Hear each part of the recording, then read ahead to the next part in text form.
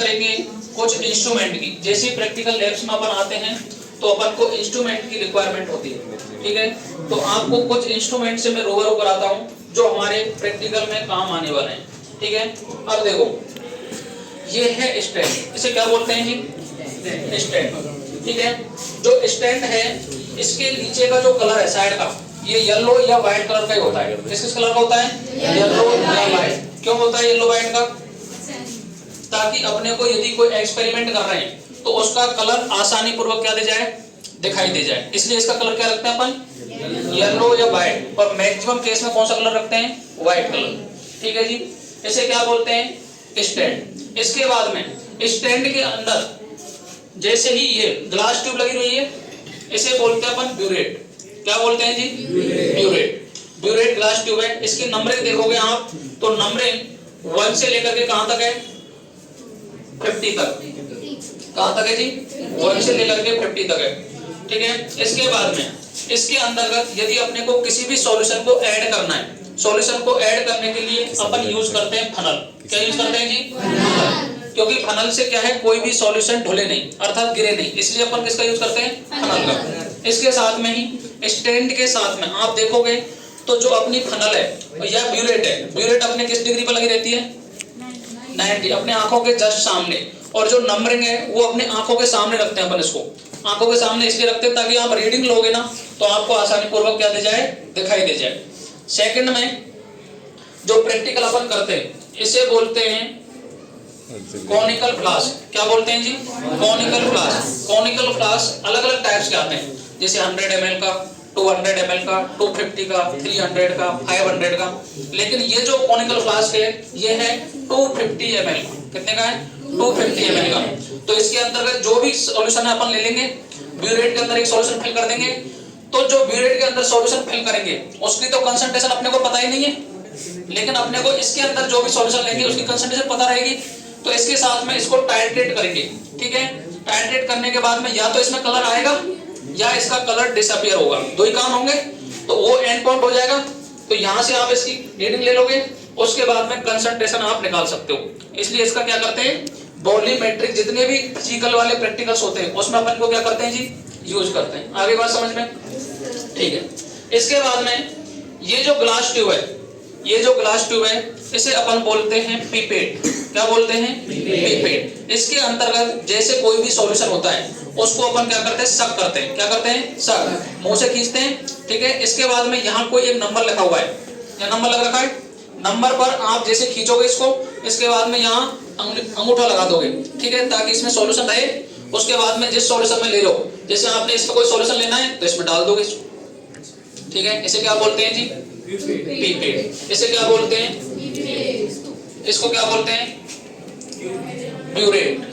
क्या बोलते हैं? ब्यूरेट। आगे बात समझ में? इसके बाद में दो तो आपको याद रखना है क्योंकि ये प्रैक्टिकल में यही पूछा जाता है। इसे क्या कहा जाता है जी? इसे क्या कहा जाता है? इसे क्या कहते हैं? Conical flask. किस पे लगा हुआ है ये? यहाँ तक समझ में आया आप लोगों को? ठीक है।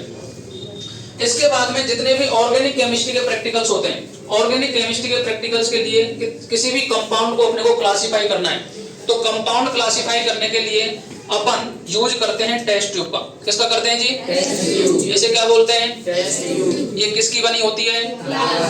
ग्लास। कौन सा वाला होता है? बोरोसिल। किसका होता है? बोरोसिल, ठीक है जी। इसके बाद में इस टेस्ट ट्यूब को पकड़ने के लिए, अब अपने हाथ से तो पकड़ेंगे नहीं इसको पकड़ने के लिए कुछ ना कुछ अपने को इंस्ट्रूमेंट की रिक्वायरमेंट होगी। इसे बोलते हैं टेस्ट ट्यूब होल्डर। क्या बोलते हैं जी? Test tube holder. Test tube holder को आप इस तरीके से टेस्ट ट्यूब को लगा लोगे अंदर। अब इसको यदि आपने ज्यादा खींच दिया तो ये टूट जाएगी। इसको इतना ही लगाना है ताकि ये टेस्ट ट्यूब नीचे भी ना गिरे और टूटे भी नहीं, ठीक है। अब जैसे ही आप इसमें कोई भी कंपाउंड डालोगे तो कंपाउंड या तो नॉर्मल टेम्परेचर पर रिएक्शन देगा या फिर देगा हाईली टेम्परेचर पर। अब हाईली टेम्परेचर पर देगा तो ये होते हैं बर्नर। क्या होते हैं? बर्नर। इसके अंतर्गत अपन केरोसिन वगैरह डाल लेते हैं, एक बत्ती, जैसे पुराने समय में देखा होगा आपने घरों पे दिए वगैरह होते थे ना, ठीक है। ऐसे करके इसको हीट कर लोगे यहाँ, ठीक है। उसके बाद में रिएक्शन शो कर देगा। इसके बाद में जो टेस्ट ट्यूब को रखते हैं इसे बोलते हैं टेस्ट ट्यूब स्टैंड। क्या कहते हैं जी? टेस्ट ट्यूब स्टैंड, ठीक है। इसके साथ में और बताओ ये वाला इसे बोलते हैं बीकर। क्या बोलते हैं? बीकर। अब ये अलग अलग टाइप्स के होते हैं। ये 100 ml का भी होता है, 200 ml का भी होता है, 250 ml का भी होता है। अलग अलग टाइप के क्या होते हैं? बीकर्स होते हैं। ठीक है। इसके बाद में आपको कोई भी कंपाउंड को यदि प्योरीफाई करना है, प्योरीफाई करने के लिए अपन यूज करते हैं जैसे वॉश बॉटल धोते हैं किसी चीज को, कंपाउंड को यदि इनऑर्गेनिक कंपाउंड दे रखा है उसको धोने के लिए या वाटर को ऐड करने के लिए अपन क्या यूज करते हैं? वॉश बॉटल, अर्थात इसे बोलते हैं वॉश बॉटल। किसकी बनी होती है? प्लास्टिक, ये पॉलीमर एक टाइप का। ठीक है। इसके बाद में अपने को केमिकल्स को मेजर करना है, कितना केमिकल्स अपने को लेना है, कितना वाटर ऐड करना है, उसके लिए अपन यूज करते हैं मेजरिंग सिलेंडर। क्या यूज करते हैं जी? Measuring cylinder. अब मेजरिंग सिलेंडर अपनी अपनी क्वांटिटी के आधार पर अलग अलग टाइप्स के होते हैं। जैसे ये कितने ml का है? 10 ml का। कितने ml का है? 10 ml का। इसके बाद में ये है 250 ml का। और यदि अपने को ज्यादा केमिकल की रिक्वायरमेंट है तो ये वाला यूज करेंगे। ये है 1000 ml का। इसे क्या बोलते हैं? Measuring cylinder. क्या बोलते हैं जी? Measuring cylinder. इसके बाद में नेक्स्ट आप देखो जितने भी केमिकल्स रखे हुए हैं बोतलों में, इनको बोतल ही बोलते हैं सीधा सीधा। ठीक है। ये जैसे आपकी लैब में तो व्हाइट कलर की है, लेकिन जैसे अपन बड़ी लैब के अंदर देखें तो ये ब्लैक कलर की होती है। किस कलर की होती है जी? ब्लैक कलर की। ब्लैक कलर ही क्यों रखते हैं इसका? ताकि ये लाइट से रिएक्शन ना करे। किससे रिएक्शन ना करे? लाइट से। इसलिए इनको किस कलर का रखते हैं? ब्लैक कलर का। आगे बात समझ में? इसके साथ में ही ये सारे आपने पहचान लिए हैं और अलग अलग टाइप्स के होते हैं। तो आपकी जितनी भी रिक्वायरमेंट है वो सारे मैंने बता दिए। चलो एक बार रिवीजन कर लेते हैं। बताओ भाई, इसे क्या बोलते हैं? ब्यूरेट। क्या बोलते हैं? इसे क्या बोलते हैं? इसे क्या बोलते हैं? इसे क्या बोलते हैं? इसे क्या बोलते हैं? Test tube. इसे क्या बोलते हैं? इसे क्या बोलते हैं? इसे क्या बोलते हैं? Conical glass. इसे क्या बोलते हैं? इसे क्या बोलते हैं? बॉस। इसे क्या बोलते हैं? Measuring cylinder. इस टाइप्स के जो भी इंस्ट्रूमेंट हैं जो मेनली रिक्वायरमेंट है अपने को, वो सारे से मैंने आपको इंट्रोड्यूस करवा दिया है। किसी को किसी भी प्रकार की कोई परेशानी भाई बोलो? सभी को समझ में आ गए? अब मैं जैसे आप अब देखो ये आपका जब टर्न आएगा अगली बार, अगले सप्ताह में आएगा तो मैं आपसे एक बार ये पूछूंगा। ठीक है। इसका नाम क्या है, इसका नाम क्या है। अब जैसे क्लास 9 में 2-3 बार आओगे ना लैब के अंदर तो आप सभी के नाम वगैरह जान जाओगे। लेकिन धीरे धीरे अब क्लास 11 और 12 में जब प्रैक्टिकल करोगे आप तो ऐसा नहीं है दोबारा से आपको बताना पड़ेगा ये क्या है। अब आप पहचान जाओगे इनको आसानी पूर्वक। अगली बार समझ में? इतने जितने कंपाउंड आपको दे रखे देखो। और इसे क्या बोलते हैं बताओ? ये रॉड टाइप में दिख रही है क्या? इसे बोलते हैं ग्लास रॉड। क्या बोलते हैं? Glass rod. इसके अंतर्गत जैसे आपको कुछ कंपाउंड हमारे सॉलिड फॉर्म में मिलते हैं, कुछ अपने को लिक्विड फॉर्म में मिलते हैं। दो ही फॉर्म है अपने पास। सॉलिड फॉर्म में मिलते हैं उनको सारे वाटर सॉल्युबल होते हैं। वो क्या होते हैं? वाटर सॉल्युबल या फिर एल्कोहल। दो ही टाइप्स के होते हैं, एक तो नॉन पोलर, एक पोलर। तो पोलर के अंदर वाटर आ गया और नॉन पोलर के अंदर आ जाएगी बेंजीन। तो बेंजीन तो लिक्विड होती है।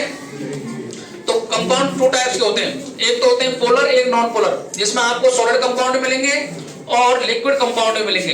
तो लिक्विड के अंदर तो बोतलों में भरे रहेंगे वो, जो भी सॉलिड है वो आपको प्लास्टिक। ठीक है। प्लास्टिक के डब्बों में कौन से मिलेंगे?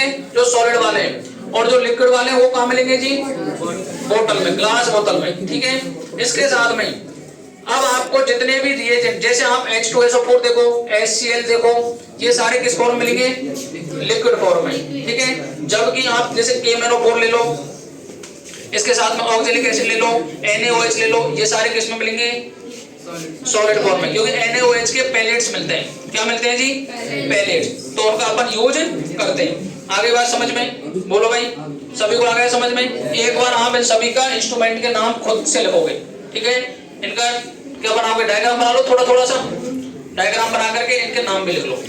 चलो जी।